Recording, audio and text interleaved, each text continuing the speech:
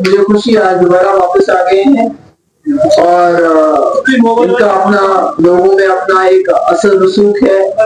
اس وقت ہماری جماعت کیا پورا جموں کشمیر پچھلے 5 سال سے بہت مشکل دور سے گزر رہا ہے.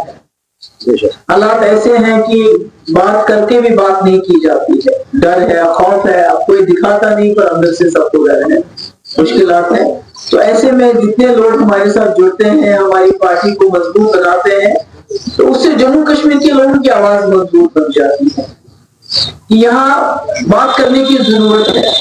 مشکلات ہے. مفتی صاحب نے اپنے بہت کم قلیل وقت میں جموں کشمیر میں ایک نیا دور ترقی کا شروع کیا تھا، امن کا دور. امن تو قبرستان میں بھی ہوتا ہے مگر عزت سے امن، جس میں لوگ جیے، بات کریں، سر اٹھا کے چلیں.